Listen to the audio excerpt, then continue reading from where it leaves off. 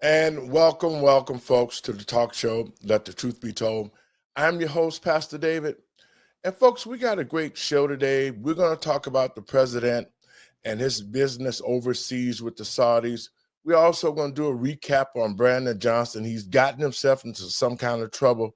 So if you ain't got nothing to do, call your friends and let them know you're listening to Let the Truth Be Told Radio. I'm your host, Pastor David.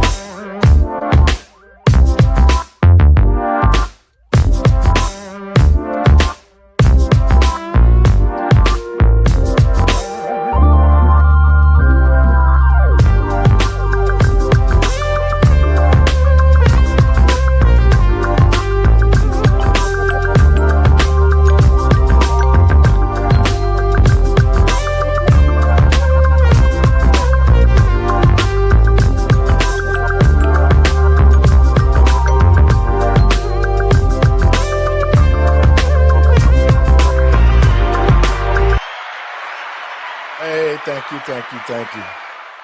And welcome, folks, to the talk show, Let the Truth Be Told. I'm your host, Pastor David. And, folks, we got a conversation we got to have today.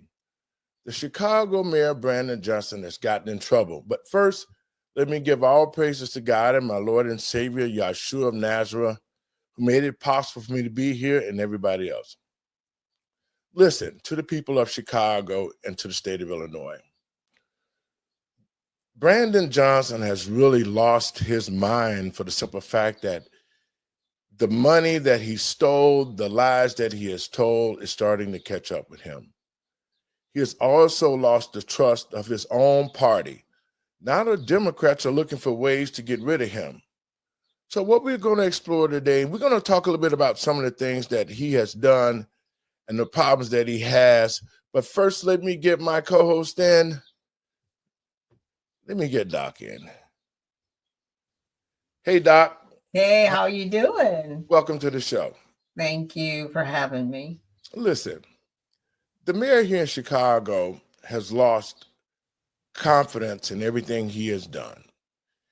He has got down with the migrants, and the migrants have cost us $400 million. I just did a little search on that. Wow. And that money could have been used for the citizens here in Chicago. Correct. But he continues to try to downplay it as if, he has done nothing wrong, and yet he's doing a good job, and he keep coming up with my crime is low, this and that and low. But the people of Chicago are facing high taxes. They're facing crimes that the migrants are doing.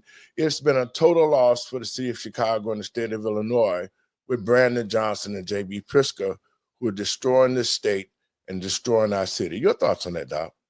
Well, good morning. And again, thank you for having me on the show. And hey, everybody out there.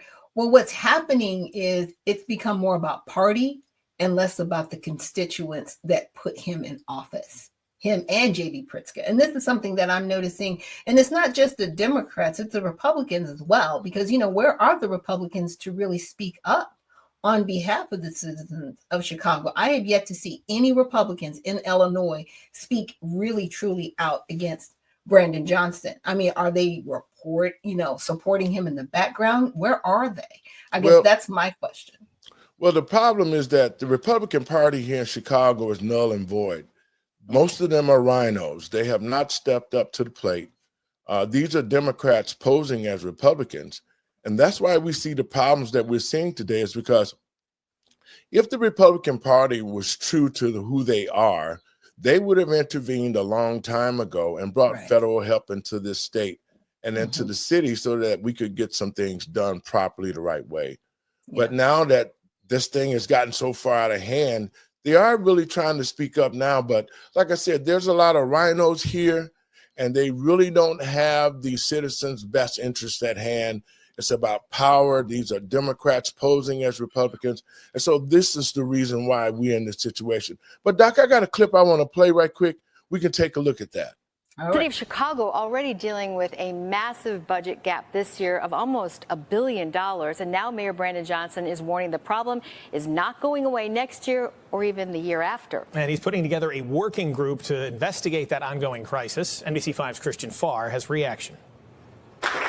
Mayor Brandon Johnson received a round of applause after signing an executive order that will launch a working group charged with investigating the city's ongoing budget issues.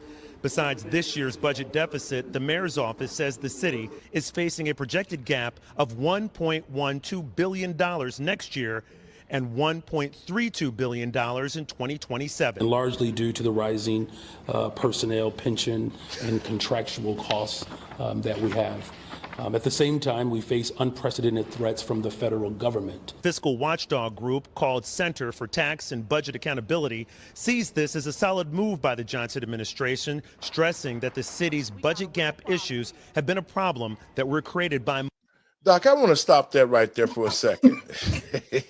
You're gonna wait a minute. You're bankrupting your city, and then you're gonna put a group in place to basically try to mitigate why you're failed as a mayor. Like the budget, that's your whole job, bro. Like Well, that is literally your job to Well, oversee that. this is a pattern that the Democrats use to Yeah. create a committee to find out what's wrong. It's diversion. It's a We- diversion tactic. We as far already as I'm know concerned. what's wrong with the situation is the mayor is not capable of doing his job.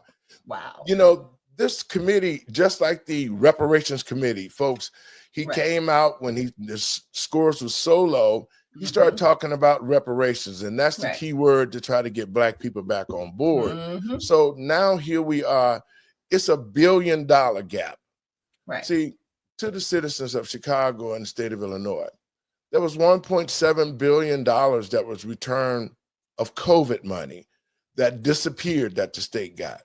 So now we're seeing the numbers fall into place that money is showing up as missing now, and it's being passed on to the taxpayers to try to cover it.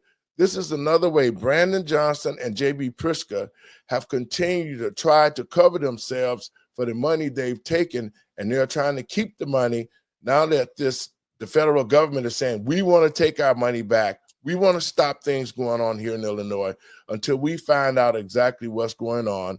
And that's what they did, because I saw Elon Musk did a Doge on this apartment complex on the west side because of the fifth development. And they're finding money missing. It's so much money that have been allocated to this thing. Brandon Johnson could be going to jail just for that itself. Wow. Your thoughts, Okay. Doc? Well, it's a diversion tactic to put in place a committee. And to your point, this is a Democratic move and tactic. I mean, even Governor Newsom has done it within his state as governor. Everybody's like, okay, you need to do something different. And so they will put in place these task force or committees as if they're really going to do something and change something. No, they're not. They're just trying to cover their tracks. Okay. They're just trying to cover up the fact that they've done illegal activity, or they've completely, trounced their budget and not done their job as the officials they were supposed to for the people of the state or city that they represent. I remember when Brandon Johnson, was bidding for mayor of Chicago after Lightfoot. And he was saying, yeah, we're going to do things differently. So I can understand why people actually believed him that he was going to do better. And he's done far more worse than she could have ever done. But she set him up to Yes, she do did. what he's doing right now. And it's just really sad that both parties really don't have the constituents in mind with the way they're moving forward with their agenda. Well, to the people of Chicago, this is another gaslighting situation It is that Brandon completely. Johnson is doing to try to throw off the real problem. And the Mhm. real problem is that he spent remember the $175 million that he was begging for the school Right, board? right. That money now has went up to $400 million. He is giving $400 million to illegal aliens here just to get them here to Chicago. The taxpayers' money is like, it's unfathomable. It's just crazy, the fact that what he has done. But Mhm. just like I said before, they all had an agenda. Yeah. See, Lori Lightfoot was to tear the city down, kill the school unions, do all the things that she did, and then transfer the baton over to Brandon by opening the door for the migrants. And it has been a downhill scenario for the people here in Chicago, because taxpayer dollars are feeding these guys, they're hiding these guys, they're teaching them how to avoid ICE. I mean, all of these things are coming back to bite him right now. And this Mhm. is the reason why he's trying to say, well, to the people of Chicago, crime is low. Crime is not low in Chicago. They don't want to give the real numbers. And so for him to do what he's doing right now is really a slap in the face to the people of Chicago, saying he Mhm. want to create a committee. Let's finish a little more of this. One previous administration. This is getting all the stakeholders at the table that really should be involved in trying to help inform the city resolve its long-term fiscal problems. You have the business community will be there, the labor community will be there. The cuts are going to be deep. The impact on workers are going to be harsh. Alderman Ray Lopez and other critics of the mayor say he should have put this working group together at the beginning of his administration. Alderman Lopez says the city has an ongoing spending problem right now that needs to be addressed in order to control the continuing deficit. That's his own fiscal mismanagement on full display right now. And to say that you're going to bring some working group together when you've had aldermen try to tell you and sound the alarm for your entire tenure at this point only tells me that you're now just trying to cover your rear end, because you know that you cannot hide and lie any longer. According to the executive order, this working group should have a preliminary report completed by the end of August this year, and a final comprehensive report is due by May 2026. In Streeterville, Christian Farr, NBC5 News. Your thoughts, Doc? Well, it was like I said, he's trying to cover his rear end. Yes. And those are facts. Those are Yes. just the facts. And it's really sad, because this is a pattern of behavior by the Democratic Party all over the country. This Yes. is what they do. And to your point, the rhinos are helping facilitate this, Yes, they because are. there's no one standing up on behalf of the constituents there to say, hey, this is wrong. We're in too deep over our heads and we need to stop this. They continue to put these committees in place to save their rear end. Well, Doc, that's the reason why we do this show, so we can get Yeah. the real numbers. We can get truth to the American people, especially the Yes. people here in Chicago, about what's going on, because he has really, really put himself in a position to be impeached. And we have here in Chicago, I want to say this, it's every man for themselves, Doc. And it's sad. And now that they see Brandon Johnson in trouble, the Democratic Party has turned against him. Oh, yeah. Oh, Yeah. yeah. I also wanted to add, when you say he says that crime is lower, I need people to realize they're not counting the migrants within those numbers, because they're not citizens.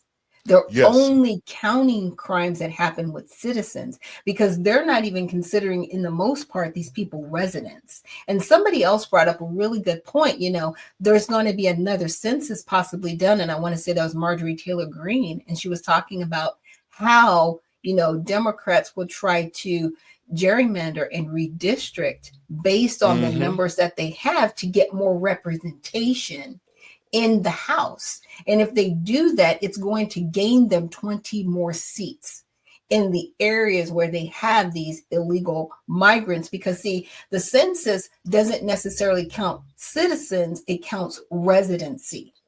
And that's where we really have to go, okay, no, you cannot be counted in the census if you are a resident because you may not be here legally. So therefore you can't be counted. But this is what the Democratic Party is trying to do. Well, they use the play on words. You know what I'm saying? They're saying, Absolutely. well, you know what? These are not citizens, but they're residents. Residents. See, that's the big difference. And that's how they're trying to justify this is a resident of the state of Illinois. Even though they're illegal, they are not even residents of the state, but they are illegal. And this is what's happening to here in Chicago. And I just think that if the citizens have woke up. We see people like Danielle Carter, myself, and those who are watching this thing closely saying to the citizen of Chicago, it's time for a change. It's time for us to get away from under the thumb of Brandon Johnson. And that's the reason why I'm running for mayor of 2027.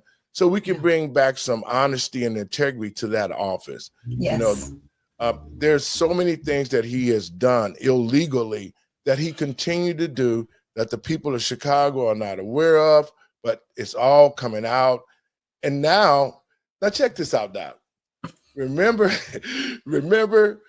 when the illegals got to Chicago, all the aldermen was in cahoots with Brandon Johnson. Yes, they were.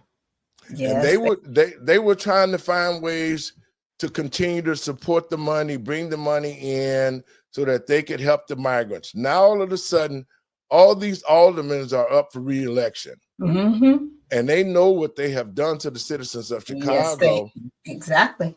So now the people here in Chicago are seeing the aldermen saying, hey, guess what? We're on your side. So what we need to do and what I plan to do here is we need to run a ticket. All of those aldermen who have been with the mayor all this time, the lying, the cheating, the stealing, now they're turning against Brandon Johnson because they know they want to be reelected. Your thoughts on that? Well, you know, you just have to point these people out. And to your point, run as a ticket and find people who have trust in the community, not to do wrong by the people, but to do right by the citizens of Chicago. Because see, Cook County, look, they made a whole musical about it called Chicago on purpose. I mean, they Murderous Row. Like there's so many songs. And I know that they weren't trying to make fun of Chicago, but they pointed out the criminal activity way back then. This has been going on for well over a century within Chicago. And it's so sad that criminal behavior has gotten such a foothold into one county in particular within all the United States that's known for criminal activity. It's time for a change. And it's time for a rebranding of Chicago, right? To be on the other side of the criminal behavior. That's all I'm saying. It's time for a change. Well, Doc, listen, we going to revisit Brandon Johnson, but now to the American people and patriots across this country, let's switch gears. All right. Now, the Democrats was crying about China. They was crying about the Ukraine. They said the tariffs will never work, that we would be in hot Kemp, whatever. And it has not happened. President Trump has already made a deal with the Ukraine that's going to be successful. They bring economic backs to the United States. The Democrats said that will never happen. The tariffs are going to destroy us. Yes. He also did a big trade deal with China. Now, when he came against China, they were saying, well, this is the end of Trump. Trump has done this, China this. China buckled. Yes, they did. Those high tariffs cost them because it's just simple. See, China doesn't allow American goods to be sold in China. That's right.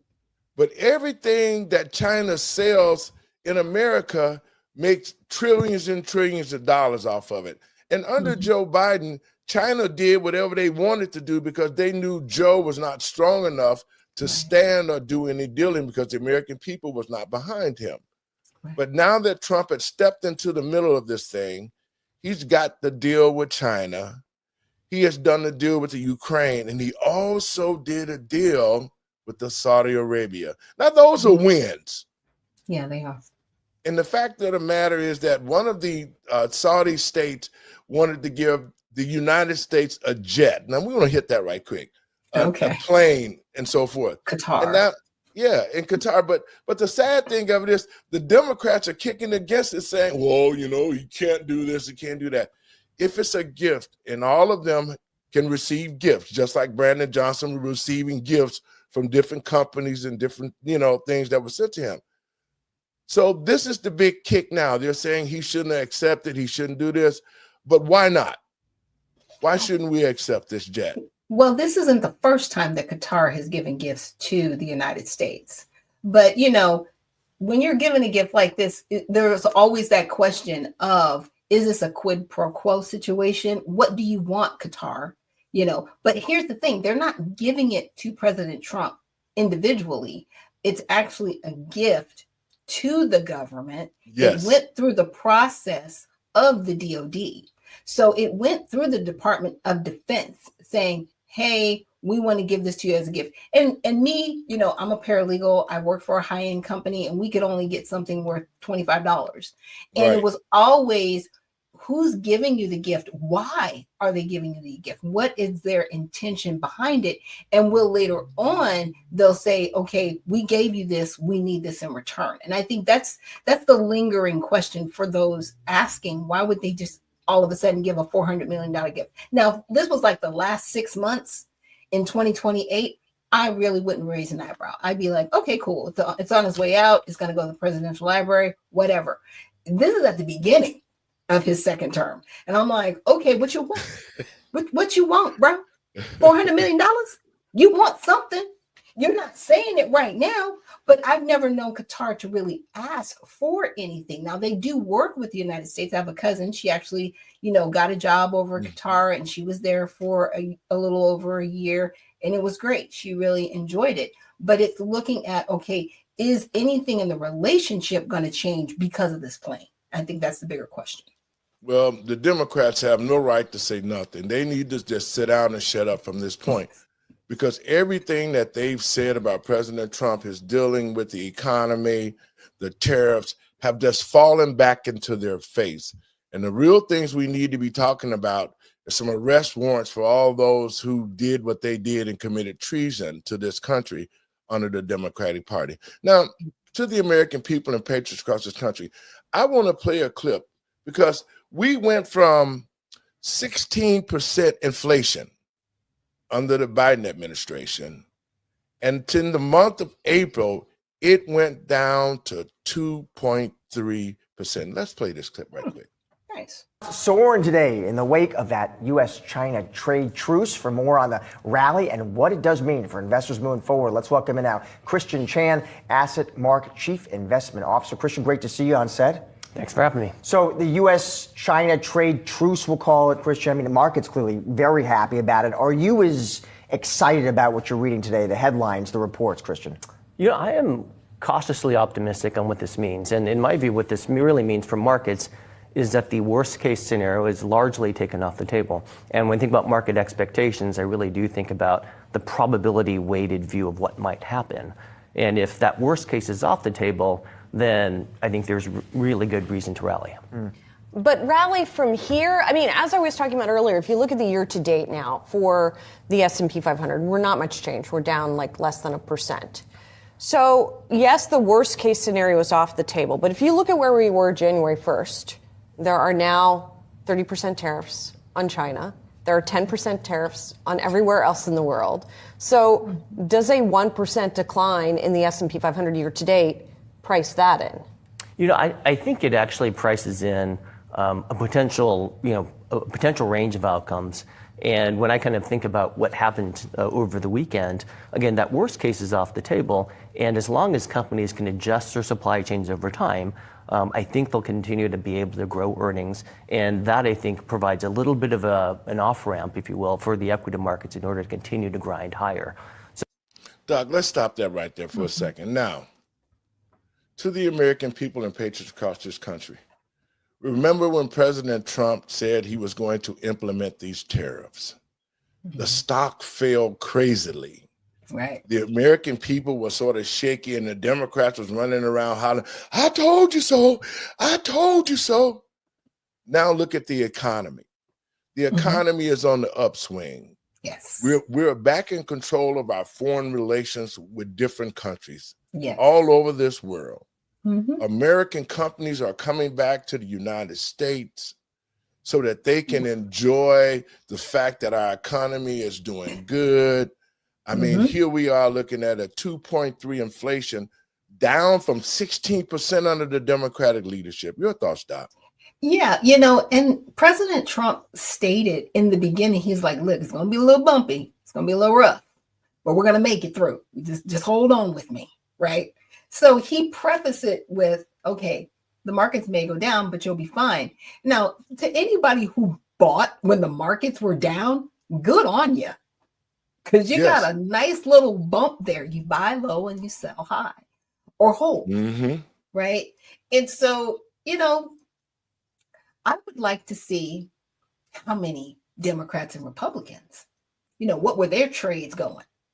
I'm going to actually find that website because there actually is a website that follows their trades in real time. And I want to see how many of them, while they were yelling and screaming, oh, he's going to destroy the markets, were buying and selling at that time. Because it will be very telling of each of them, how they were moving in the background, you know, during that time. Right. And how the markets were going. They're so disingenuous, you know, unfortunately, the individuals in our Congress, and also saying, you know, this is what the worst 100 days. Maybe it was the worst 100 days for your party, because it was very telling of how you could have closed the borders, you didn't. How you don't want to take men out of women's sports when you have the opportunity. You know, that was their job. Their job was to create this whole facade as if, you know, our world needed to be changed. Right. They wanted to change the identity of our children. They wanted to change the identity of the American people.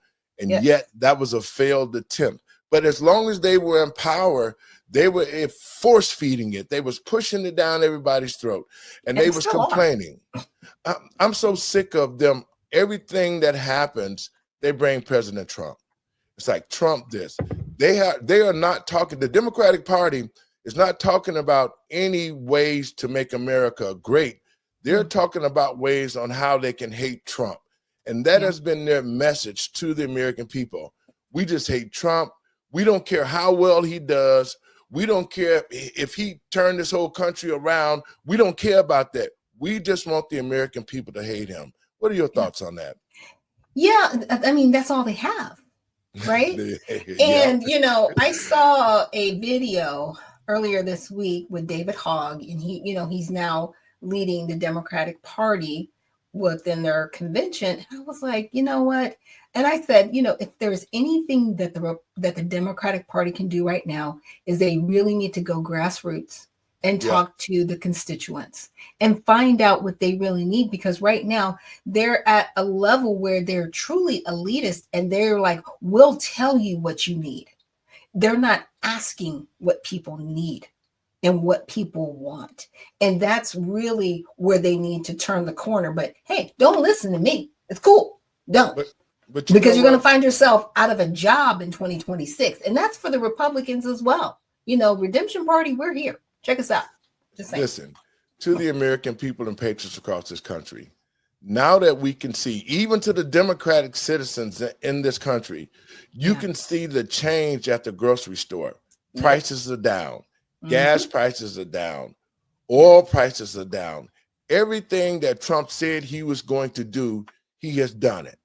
99% closure of the borders. There's no more crossing like it was a million. We got over 20-some million illegals in this country. And it was all done by Joe Biden and Kamala Harris, the borders are, when she opened up the borders and let them in here. And now we can see the reprise of our country with President Trump making a deal with the Arabs. Now our economy is starting to go up instead of go down. So I want to play a clip about the Consumer Price Index. Let's check this out, Doc.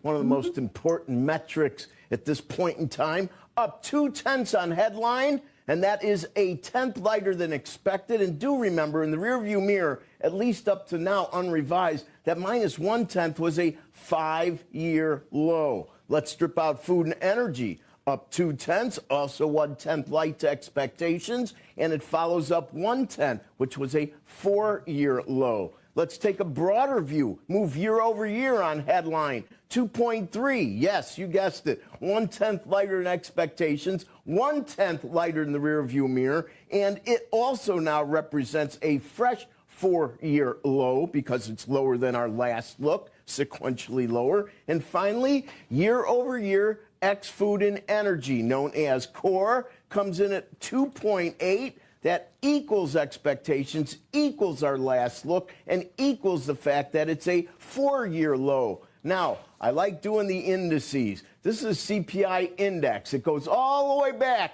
to 1913. Comes in at 320.795, a new all-time high. Pretty much happens every month. The index itself makes new highs. And if we look at core, which started in 1957, it comes in at 326.43, and you guessed it, another all-time forever high. We see that yields are moving down a bit because we have made progress. What the irony here is the rearview mirror, those rates were so much smaller 4 to 5 years in those interim periods at a time where the renewed Fed look on inflation due to potentially tariffs. We went a year and a half, Joe, where we really made no progress, but yet the Fed seemed to pretend we did. Now we're making real progress, and all anyone could talk about is inflation, inflation, inflation. Back to you. Your thoughts, Don? That's very telling.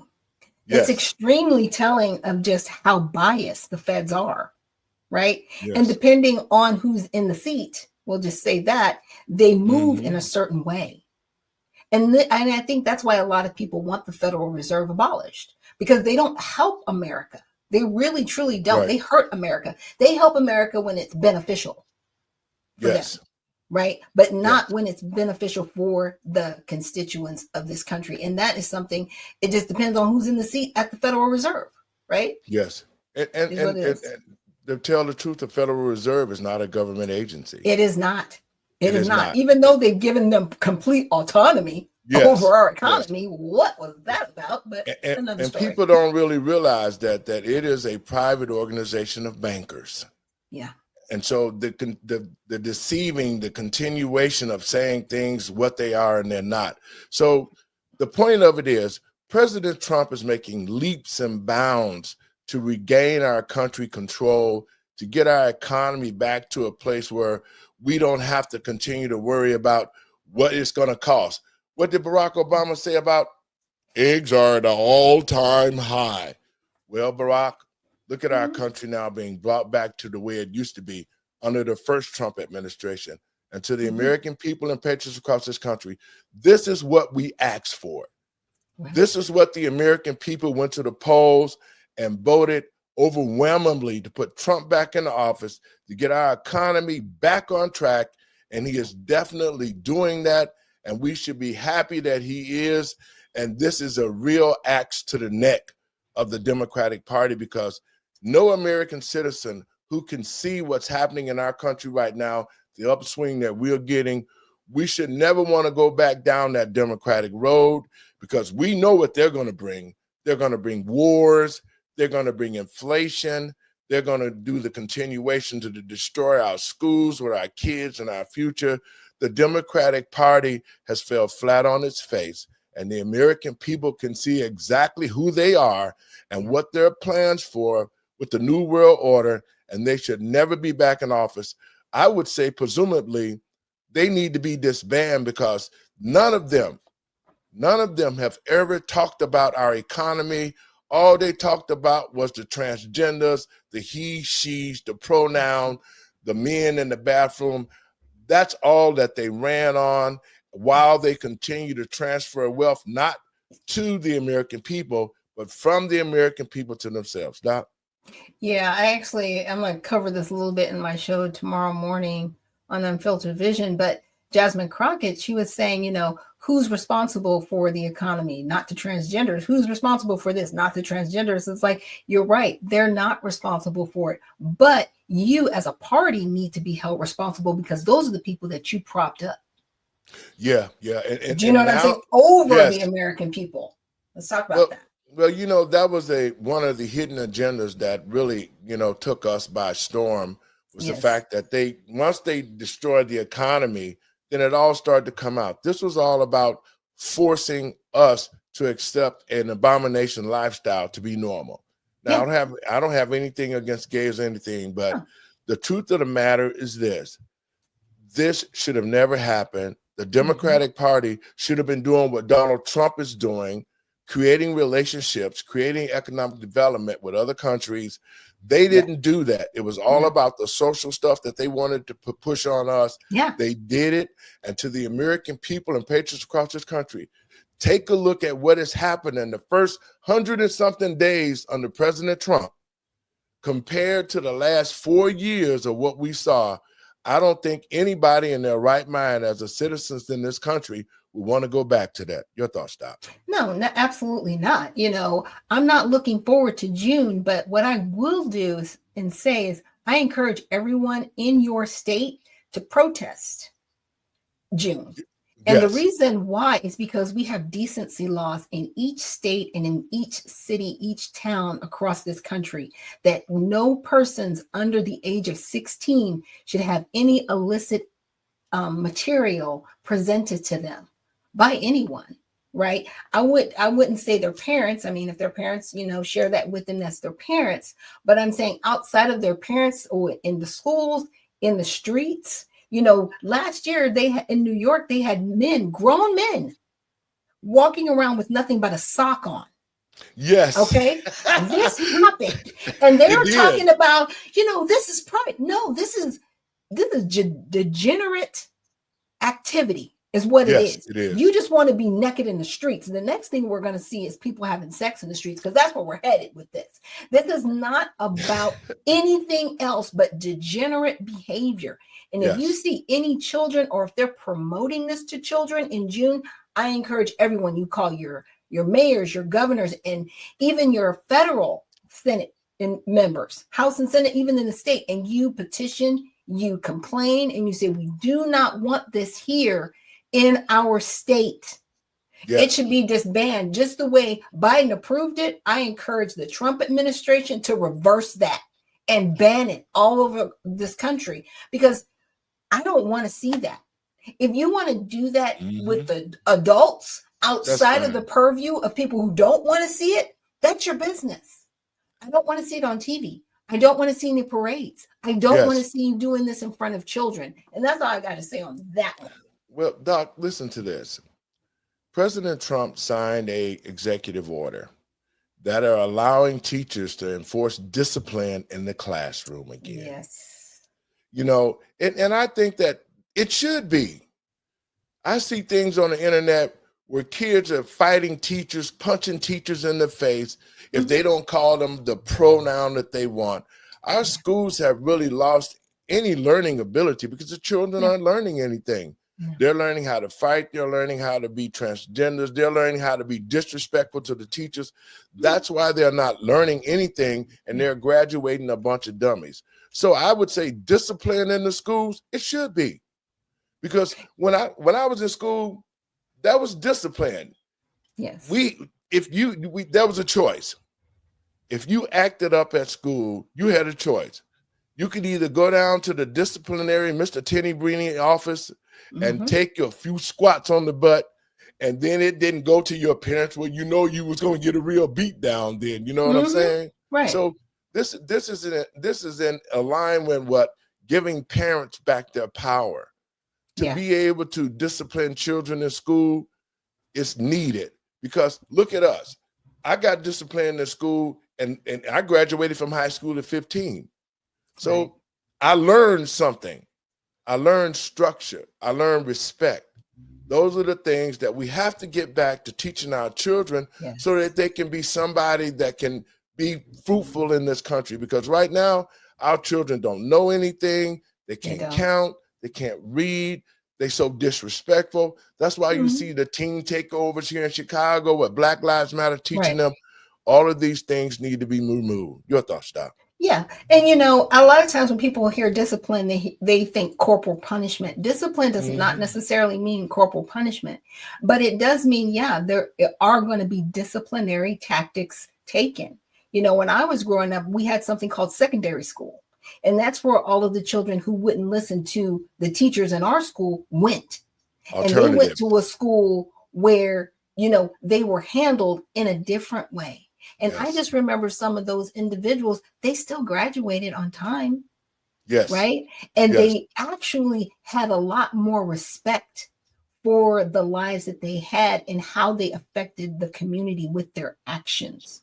They really were taught discipline in a way that they needed. We do have military schools. We do have, things in place for children that, maybe primary, the schools that they're going to, it might not be for them, but the children there that want to be there shouldn't have to suffer and be disregarded because of the children that need more attention and are acting out because they're not getting that attention at home, or whatever's going on with them mentally. They need a little bit more care in different areas, and we need to put people in place that are not going to encourage behavior that is not suited to them, which means, i.e., stop trying to turn every child into a transgender just because they can't sit still in class.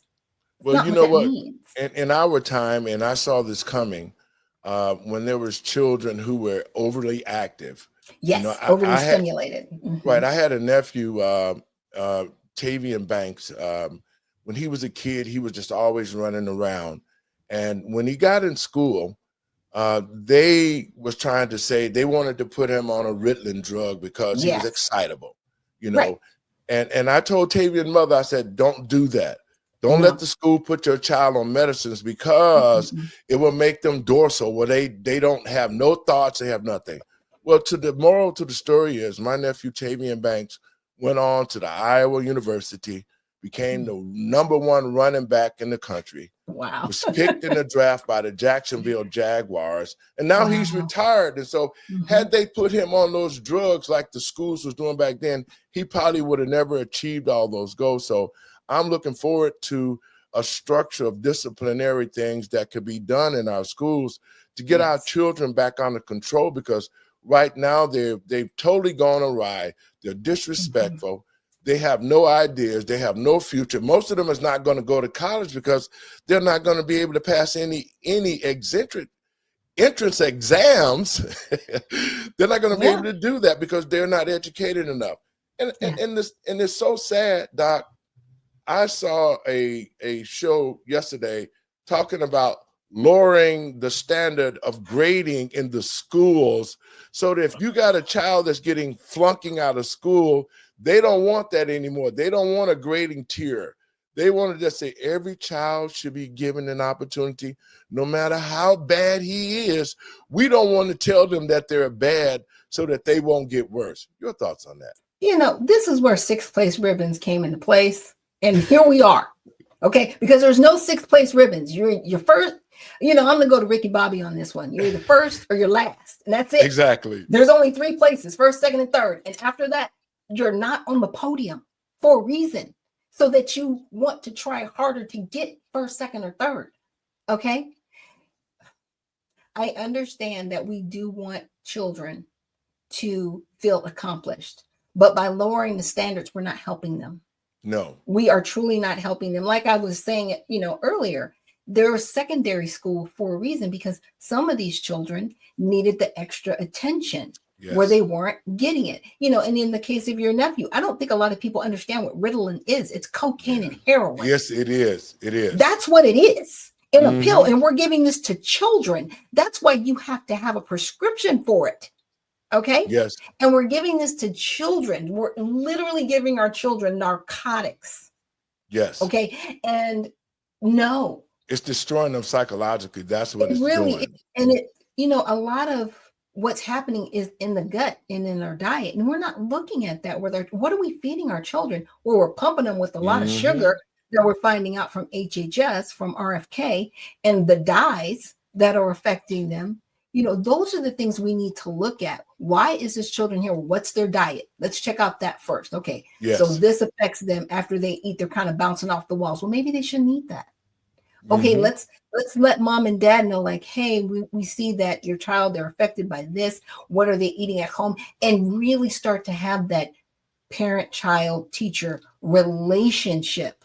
And that's how it should be. We're supposed to have a relationship with the educators that we send our children to, or, the children that are homeschooled. Why do they do so much better? Because somebody actually cares. Exactly. And That's they're all it actually is. learning, and they're actually teaching them. What? I listen to the radio, and on the radio, rappers say curse words, right? Why are we still beeping out curse words, but you're teaching children to have sex change operations?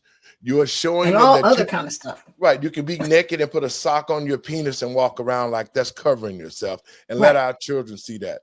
The radio industry needs to stop that. If it's a curse word, let it go, because if you're letting all this other stuff go and our children are seeing it, what good does it do for a curse word to come up and the stations bleep it out like bleep, bleep, bleep? Well, there's really only 3 words left on the list, and it's down from like over 3,000 words that you couldn't say.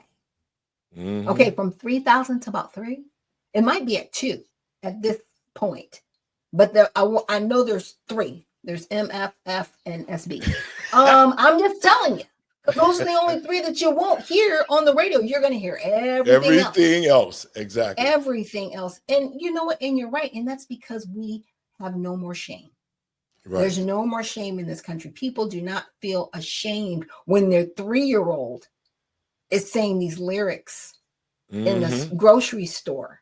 There's no more shame. You see kids twerking on videos all over the internet. And, that comes back to parenting. That comes back to being, wholesome. Like, when did we lose this? Because we allowed Satan to start running our schools. Yes. And our teachers and our parents. And a lot of people are going to say, well, this isn't about Satan. Yes, it is. This is a spiritual warfare. We are spiritual beings, period. Yes, we are. And we dropped our guard, trying to be nice. Yes. Trying to say, well, this is okay. Well, Jesus said a little bit of yeast. Yes. That's all it takes. That's and all it here takes. We are. Now, Doc, you got some stuff that you want to discuss today. Let's get to your agenda. Go ahead. Tell our listeners what you're going to do. Okay. I wanted to talk a little bit about, and I won't go deep into it, remember when Donald Trump actually made the cartels and the different gangs terrorist organizations. Yes. Okay. He dubbed them terrorist organizations. Well, come to find out that these terrorist organizations were working with American companies. So these, Wait a minute. How is it that an American company could actually work with a cartel? For what? That they're totally illegal. They're selling fentanyl. They're doing all these things. Explain that, Doc. Yes. So the American companies that were located like maybe in Mexico or some of the border states, they were working with the cartels to pay the cartels off so they could do business and have passage. Now, you would say, like, why would you be like the mob paying off these cartels so you can do business? Because that's how business is done in some of these countries. That's what's going down. But, I don't have the article here in front of me, but the article basically stated that you have U.S. companies that were kind of upset with Donald Trump dubbing the cartel a terrorist organization, because it was like, well, you're making us look like we're working with a terrorist organization. Well, you are. And you have been for a long time. They just weren't classified as such. Yeah, you're going to have to stop working with the cartel. But then where does that leave you? And that was the bigger question in the article. It's like, oh my gosh, he's done this and it's left us wide open. It's like, wait a minute. Am I living in upside down land? Excuse me? Are you really telling me you were working with the cartel doing business? Like, you're admitting to criminal activity and making it seem like it's Donald Trump's fault that he's called them out. Very unusual behavior that we have. Yep. And, the companies that are doing this should be held accountable because for the simple fact is this, President Trump has stepped in to the drug arena, to the pharmacies. He's lowering all sorts of medical costs for our citizens and our seniors. He's revamping things that have been in place. You know, the fact that they were using metformin for diabetes and all the insulin and all the prices were sky high. It was him who implemented that $35 piece that you couldn't go higher, because I'm a Medicare advisor. That happened under his first administration. Then Joe and them came up with the Inflation Act, and they've changed everything. They made seniors think that Trump didn't know what he was doing, but what Trump did was he rolled back all the stuff that the Democrats did, so the seniors can now get raises. They can get their medicines. Why in other countries that medicines are so low, and here in the United States they're sky high, and most seniors are on fixed incomes and they can't pay for it? Yeah, and I love what he did, because to your point, he's evening the playing field, but now Democrats are mad. I'm like, wait a minute. Wait a minute. He started it. You guys actually put it in the Inflation Reduction Act and lauded it and said, hey, look at what we're doing. But see, he's taking it one step further. He's saying we're going to pay what everybody else is paying. So if somebody's paying $2 for ivermectin, guess what? It's going to cost us $202 here, as opposed to $200 here, the way it is now. That's all he's doing. He's not saying we're going to just get insulin to $35, because that's all they kept touting, right? They only talked about insulin. They never talked about anything else. You know, medicines, because one of his, as he said, fat friends was using the fat drug, and they were paying Ozempic. Right. And his friend was saying, I was paying $1,300 in America, but I'm here in another country and it's only costing me, it's less than $60 here. Why? What's the issue? And so that's what he's doing. It's on everything, not just on a certain in particular prescription.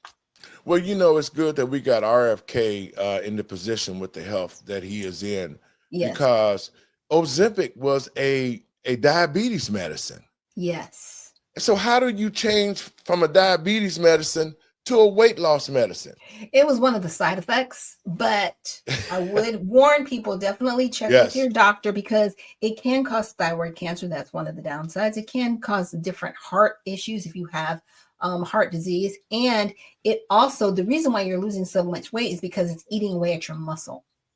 And so, it does. It eats away at your muscle. So if you were going to do something like this, I would implore people to get with the doctor, make sure you're using it maybe as a kickstart if you have a certain amount of weight and goal that you need to lose. And then from there, get into your healthy eating and exercise so that you can maintain the weight loss and not rely on it as weight loss. Because once you stop taking it, it's like everything else, you're going to gain it back.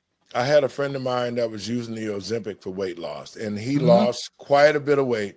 I mean, he had a bulging belly. He lost all of that. But then it was destroying his system. And then he had to get off of it. Now he's gained the weight back more than what he had before. Just saying. I'm just saying. With anything, especially with weight loss, because we do have an obesity problem here in the United States, and it's because of our diet. We have a SAD diet, the standard American diet, and everybody has to eat differently. I really appreciate RFK pointing out the seed oils and pointing out things that people can make small changes in the way they're eating now to just tweak it so you're eating better. No, you can't have pizza every day, but you can have it twice a month. You can't have certain things every day, but you can have them here and there. And it's balancing that out. And really, there are a lot of chemicals in the stuff that we eat. Yes. So I'm really appreciating how he's really cracking down on the FDA and saying, hey, there's certain things that we shouldn't be putting in our food supply that are banned in other countries. And we should really get to, go back to eating in a better way and just being healthy. Well, the older you get, the slower your metabolism comes. You don't work out as much as you should. And weight seems to pile on, the way I do it, man, I quit eating fried foods. I quit eating, I stopped a long time eating pork. Anything that was not good for me, I quit eating. And here at 68, I get up, I still do the same thing. I'm in the gym, bench pressing 260, hitting the bag, I'm running, I'm jumping rope. And I mean, my body is conformed to my workout now. It doesn't matter how old you get. Once your body is conditioned for a certain thing, then it will do it no matter what age you are until you just can't do it anymore. But Right. I think what RFK is doing is changing the way we eat, changing the way we think. And this is going to be good for the American citizens, especially our seniors. Doc? Yeah. Yeah. And you're right. You have to do it. Now, I'm a little bit less physical, as they say, because I have rods in my back. I have scoliosis, but I still have to make sure that I'm eating right, that, I am, doing the exercises that I can do. I have to have a little bit more safety again, because I have to protect my back, especially at my age of being 53. So, again, you have to have that self-care and take care of your human. You really, really do. Well, Doc, we're getting close to that old time on the wall. Okay. And I appreciate you coming. Talk a little bit more about your show, because we have launched, folks. You can go to our Roku channel. Yes. You can go to your home engine on your Roku, put in search and put in Let the Truth Be Told Networks, and you can find our channel right there, Doc. Go ahead. Yes. As the pastor was saying, I actually host Unfiltered Vision News on that Roku channel that we have, Let the Truth Be Told, and all of our different sub channels are there. We've got the PB&J Hour. Yes. And we also have Emerging Beyond with Dr. Spear. And I want to say we've got Raymond. It's a Raham. the Raham show. So we're just, we're adding different shows to the network. We're really, really excited. And we really just want to bring you guys the best content and information out there, because there's a lot of voices out there, but we're really sticking to the Smith Month Act, and we're making sure that we're not propagandizing you guys, but we're actually giving you the information the best we can as we can get it, so you can be informed. And definitely check out Unfiltered Vision from 7 to 9 a.m. on the network. And I also go live every morning on X and on YouTube and Facebook. Doc, thank you so much. And we look forward to channel be launching full force after a while. If you have sponsors who want to advertise on our network, you can always reach us. Call me at the number running across the screen, 708-663-5262. We'll be glad to have you part of our network. God bless you, Doc, and we'll talk soon. Okay. Folks, I want to thank you for tuning in to the show. These are my last words. To the American people and patriots across this country, we must continue to give time for President Trump to do his business, to be the president of this country, so that we can get back on track. We can see that the Democrats was wrong, that the tariffs worked. We got to deal with the UK. We got to deal with China. Our economy is down from 16% inflation to 2.3 this month. We got a dib on the table with the Syrians. This whole thing that President Trump is doing, he's doing it to make our country great again. So let us support him. Let us continue to stand up for righteousness, so that we ourselves, we the people here in the United States, can get back on track and get our country back flowing again and respected across the world. God bless you. We'll see you tomorrow.